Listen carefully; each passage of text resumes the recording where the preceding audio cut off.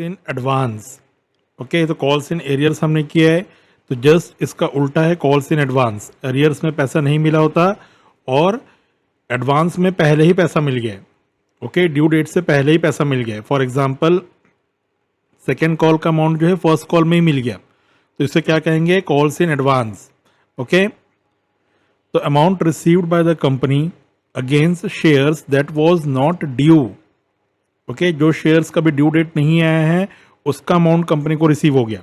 Okay, sometimes share holders paid the amount before due date is known as calls in advance. Okay, तो ऐसा होता है कि कई बार शेयर होल्डर्स पहले अमाउंट पे कर देते हैं। Okay, for example share holder paid second call money in first call.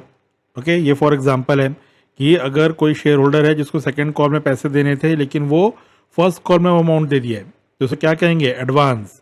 Okay, तो calls in advance. Now if articles of association allows, company में except the advance receipt of calls. Okay, company के जो articles of association में अगर ये mentioned है कि वो एडवांस में कॉल्स मनी ले सकते हैं, तो कंपनी जो है ये एक्सेप्ट कर लेंगे। ओके, तो आर्टिकल्स ऑफ एसोसिएशन में ये मेंशन रहना चाहिए। क्लियर, तो ये सब ऑब्जेक्टिव्स के लिए आपको समझ के रखना है। जर्नल एंट्री क्या होगी, सबसे पहले तो कॉल्स इन एडवांस का इफेक्ट जान लो, ये भी बैंक में ही आपको इफेक्ट होता है। ओके, ड्यू उसमें नहीं है, आपको बैंक में ही आपको इफेक्ट होगा। तो क्या करना है आपको, जब फर्स्ट कॉल का जब अमाउंट मिल रहा होगा, फर्स्ट कॉल की जैसे एंट्री कर रहे हो, क्योंकि यहाँ पे एग्जांपल मैंने क्या दिया कि सेकंड कॉल का जो पैसा है फर्स्ट कॉल में मिल गया, तो जब फर्स्ट कॉल का पैसा मिल रहा है तो वहाँ पे ही हम एंट्री कर देंगे, कॉल्स इन एडवांस अकाउंट को क्रेडिट कर देंगे और bank account debit. So bank account debit to calls in advance account, यानी कि इसका क्या मतलब हो रहा है कि एडवांस कॉल मनी रिसीव्ड की एंट्री हुई है। ओके, ये फर्स्ट कॉल में ही एंट्री हो गई। Okay, and second entry, calls in advance account debit to share second call. Okay, तो ये क्या कर रहे हैं, जब कॉल्स इन एडवांस को अब हटाना है, एडजस्ट करना है।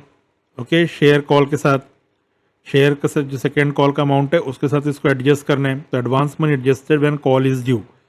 ओके, तो सिंपल है कि जो पैसा पहले मिल गया है उसको माइनस करके ही लिखा जाएगा। ओके, जो पैसा पहले से मिल गया उसको माइनस करके लिखेंगे। ओके, तो ये जो bank account to calls in advance है ये कहाँ पे होगा, ये आपका फर्स्ट कॉल की तरफ होगा, और जब सेकंड कॉल का करेंगे तो उसमें अमाउंट को एडजस्ट करके लिखेंगे। ओके, तो समझ में आ रहा है, अभी न्यूमेरिकल्स करेंगे तो आपको अच्छे समझ में आएगा। और बैलेंस शीट में कहाँ डिस्क्लोज करते हैं, it is a type of current liability for a company and shown under other current liabilities. Okay, तो आपने वर्टिकल फॉर्म बैलेंस शीट देखा है, उसमें जो अदर करंट लाइबिलिटीज है उसके अंडर में लिखा जाएगा कॉल्स इन एडवांस। ओके, समझ में आ गया। तो ये शेयर कैपिटल जो फर्स्ट पॉइंट है वहाँ पे नहीं आता है, ये जो करंट लाइबिलिटीज पार्ट है ये वहाँ पे लिखा जाता है कॉल्स इन एडवांस। ओके, लेकिन कॉल्स इन एरियर्स क्या करते हैं, हम subscribed and not fully paid up में लेस करके लिखते हैं, बट कॉल्स इन एडवांस को अदर करंट लाइबिलिटीज में लिखा जाएगा। ओके, तो ये सब ऑब्जेक्टिव्स के लिए आपको समझ के रखना है। क्लियर, समझ में आ गया ये, तो उसके numerical.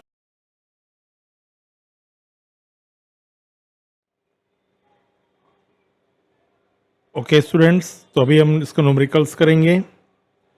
Okay, the Kerala coir mills limited with an authorized capital of 5 lakh equity shares of 10 each issued 2 lakh equity shares payable 3 on application, 2 on allotment, 3 on first call and 2 on second call. Okay, the amount due on allotment was received on the first call being made. One shareholder holding 6,000 equity shares paid second and final call along with first call. Okay, call in advance पे कर दिया गया है, कौन, जिसके पास 6,000 share था, जिसके पास 6,000 share था, ये सेकेंड कॉल का पैसा कब पे कर दिया है, फर्स्ट कॉल में। ओके,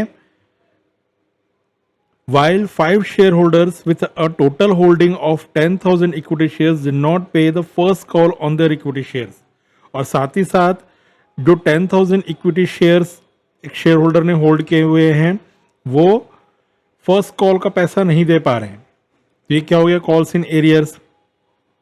तो फर्स्ट कॉल में हमको कॉल इन एडवांस की भी एंट्री करनी है और कॉल्स इन एरियर्स का भी करना है। ओके, तो इसकी मैं आपको अलग अलग एंट्री करके ही दिखाऊंगा, बाद में हम उसको कंबाइन कर लेंगे, ठीक है, ताकि आपको अच्छे समझ में आए। Company has not demanded the second and final call.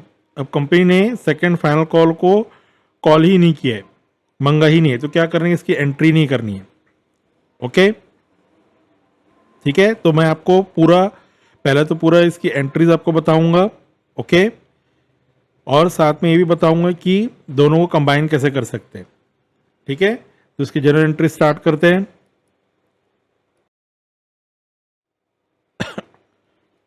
First, application money, bank account debit to equity share application. Okay, तो कितना इक्विटी शेयर्स था, 2 lakh. 2 lakh equity shares payable 3 on application, तो 2 लाख इंटू 3। ओके, तो ये सब नॉर्मल एंट्री जैसे पहले आप करते आओ। तो bank account debit to equity share application 2 lakh into 3 6 lakh. Now application money को ट्रांसफर कर देना शेयर कैपिटल पे। Then share allotment 2 lakh into 2 rupees है अलॉटमेंट का, तो 2 लाख इंटू 2 किए। देन उसकी रिसीव की एंट्री, अलॉटमेंट की amount receive entry, bank account debit to equity share allotment account, तो हो गया 4 लाख। अब फर्स्ट कॉल से आपको ध्यान देना है।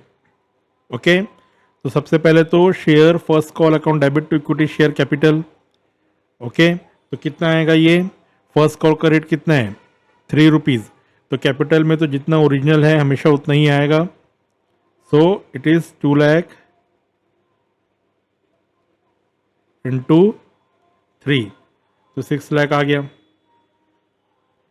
ओके, अब देखो इसमें एडवांस का पैसा मिला हुआ है, कौन सा, on first call being made one share holder holding 6000 equity shares paid second and final call along with first call. Okay, तो कॉल इन एडवांस में सेकेंड कॉल का पैसा मिल गया। तो सबसे पहले तो कॉल इन एडवांस का अब वैल्यू लिख लो, और सेकेंड कॉल का रेट कितना है, 2 रुपीज़। सो 6000 इंटू 2, ओके, तो 12,000 ये सेकेंड कॉल का पैसा है जो फर्स्ट कॉल में मिल गया है। समझ में आ रहा है, पहले ही पैसा दे दिए। ये पैसा एक्चुअल में सेकेंड कॉल में पे करना था, बट शेयर होल्डर ने फर्स्ट कॉल में पे कर दिया है। ओके, अब शेयर फर्स्ट कॉल, इसकी कितनी है value, 2 lakh into 3। Okay,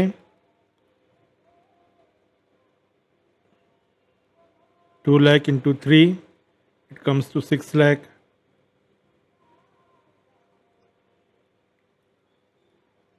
okay, तो टोटल पैसा कितना मिल गया बैंक में, इन दोनों को ऐड करके लिख दिए। 6 लाख तो फर्स्ट कॉल का है और 12,000 सेकेंड कॉल का, तो टोटल अमाउंट कितना मिल गया फर्स्ट कॉल के समय, 6,12,000। इतना अमाउंट मिल गया फर्स्ट कॉल के समय। ओके, तो अगर कॉल इन एडवांस नहीं होता तो कितना मिलता, 6 लाख ही मिलता। तो समझ में आ रहा है, ये सेकेंड कॉल का पैसा है जो एडवांस में फर्स्ट कॉल में मिल गया है।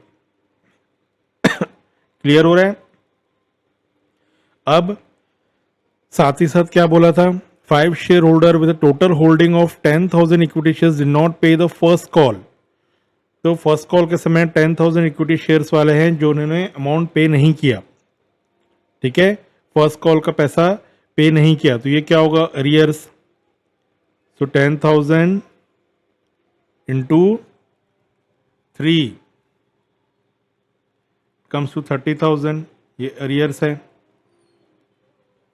ओके, और फर्स्ट कॉल में कितना है, 6 लाख।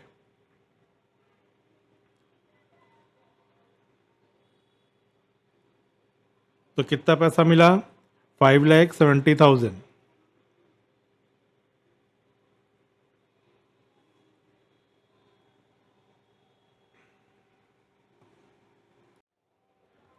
ओके, तो ये दो अलग एंट्री मैंने इसलिए किया है ताकि आपको कॉल्स इन एडवांस और कॉल्स इन एरियर्स का मतलब समझ में आ जाए। लेकिन एक्चुअली आपको क्या करना है, इसकी कंबाइन एंट्री करनी है, ये वाली। ओके, ये दो एंट्री मैंने आपको सिर्फ समझाने के लिए किया है, call in advance and call in arrears का इफेक्ट जानने के लिए। ओके, तो कंबाइन एंट्री कैसे करेंगे? कॉल इन एरियर्स में कितना आया था, यहाँ पे देखो 30,000, कॉल इन एरियर्स में लिखे 30,000, शेयर कैपिटल पे 6 लाख, कॉल इन एडवांस में 12,000। अब इसको जो नेट इफेक्ट है, जो बैलेंसिंग अमाउंट है वो बैंक में मिला, दैट इज 5,82,000।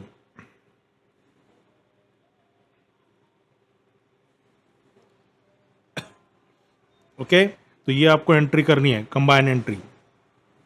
तो समझ में आ गया, फर्स्ट कॉल में ही कॉल इन एरियर्स भी है और कॉल्स इन एडवांस भी है। तो कैसे करेंगे ये आपको मैंने इसलिए अलग से कर करके बताया, ये दो एंट्री आपको अलग से करके बताया, इसको आपको स्किप करना है।